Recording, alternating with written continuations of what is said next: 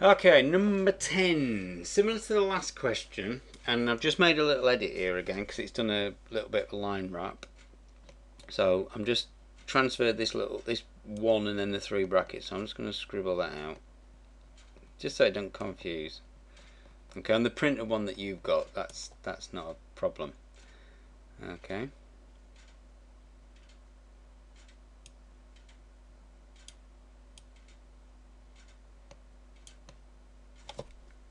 And I'll do the same on this bit here.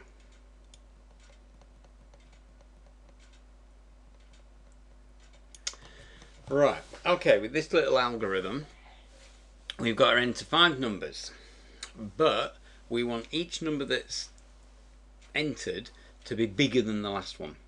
Okay, now, again, if we didn't use arrays for this, this would be a nightmare algorithm to write. Okay, and especially if you've just written it and your boss says, right, okay, you've got it working for 5, can you do it for 50? You'd want to just give up and jack in your job. Okay, so by using arrays, it becomes scalable, which is always an important thing. If we can make code scalable, that can save us a hell of a lot of time later on. Okay, so let's have a think about the logic. So if the first number we enter doesn't need to be tested against anything because that's the first number, but it is all the subsequent numbers. So when we store these in an array, so let's just draw a little array.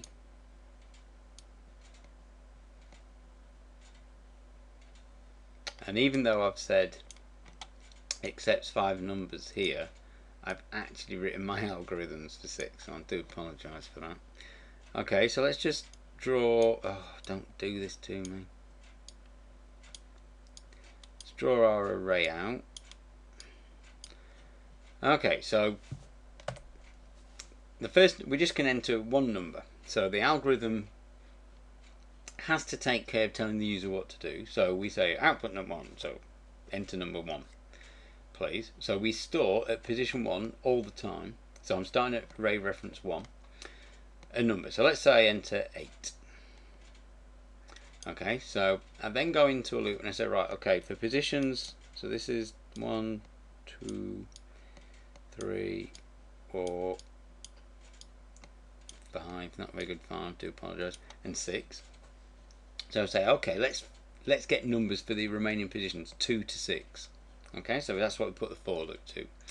So here we say, okay then, output num plus whatever the value of pos is. So this will put on the screen num, and then the first time around it'll be 2. Okay, so we say, okay, input that. We then need to store that value. So we get that from the user and store it in a variable called val. Now what we need to do is, if we're trying to put a value here, we need to see if it's bigger than the one at the previous position. So pos is currently 2, but we want to refer to the 8.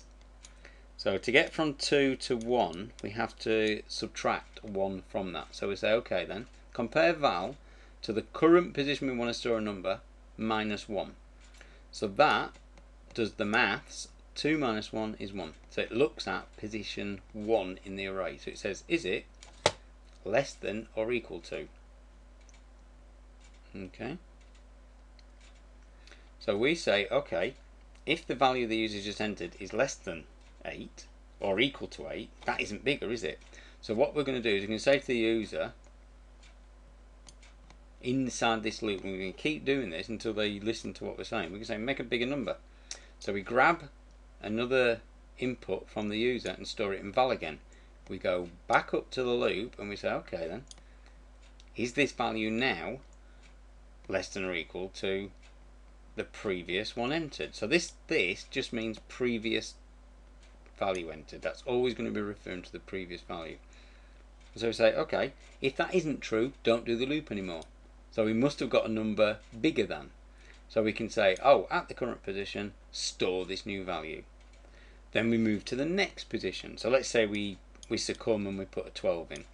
We'll then move to the next position. So pos will be 3. We'll enter a number again. This time I'm going to enter 15 because I've got the idea now. And we say, okay then, at position 3 minus 1, what is the value there? So we look at that, 12. And we say, right, well, I've just entered 15 for val. Is 15 less than that or equal to that? No, it's not. So this loop doesn't happen at all. So what we do is we go and we fill in the array position. So we put the 15. And we carry on doing that until we get all the numbers that we've requested. Now, let me just get rid of some of this annotation here.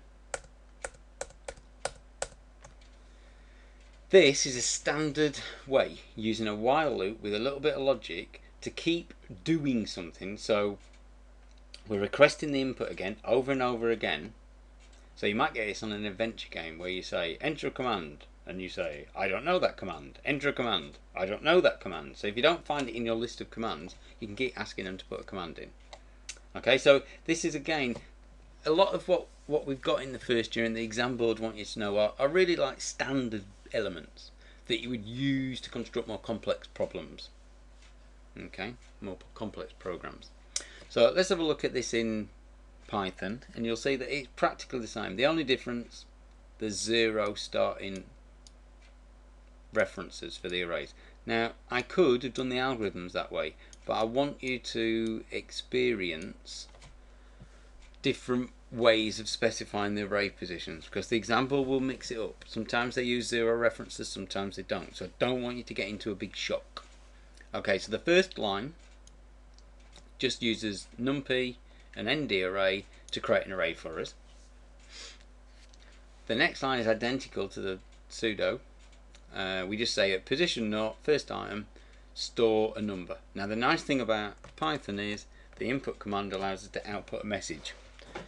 So we don't have to do separate instructions for that. Sorry about that. Bit of wind there. Okay, it's not surprising. I've done 10 of these. I'm gagging for a drink of water. Right, and then we go into the for loop. Now, in this case, we want not to start at 0 this time, so we can't just say range 6. We want to go from the value 1, so we say 1 and then comma 6. Now what this does is a range that's exclusive, so it's inclusive of the first value, so it starts at 1 but it goes up to, but not including the 6, so it'll go 1, 2, 3, 4, 5, which is exactly what we want as our range. Okay, and then everything else is identical. Now the only thing that's a little bit more complicated is when we're talking to the user, we've said number 1 and we store that at position 0. Now most users wouldn't understand that the first item is the item at position 0. They won't understand what that meant. So if you said enter number 0, they wouldn't know what you was talking about. So we just fake it and say num 1. Now that works there because we just typed it literal. That's literal text, remember, because it's always going to be the same in the code. That's what the term literal means. But when we come to do the position, the second number is at position 1. So what we do is a little bit of a trick. We add 1 to the position. Okay. Now also, if we say plus to do concatenation, Python throws a wobbler if you try and concatenate text and a number. So we have to force it using the string function to be text. So we do the little arithmetic to add 1 on to pos, so that the user gets the number 2 the first time round. Okay. So that's all that bit's doing, and then the rest of it is identical. So we just say look back at the last array position, keep asking the user to enter a new number until this isn't true, until they've entered a number that isn't less than or equal to. They've entered a number that's bigger. And you see, one of the benefits of Python is you haven't got all this next and you haven't got loop. You just mark your blocks. You put your colon, do your indent, mark your block. A lot simpler. Okay, can lead to confusion on long programs, but if you keep your functions and your subroutines short, then it's a much quicker way of formulating your programs.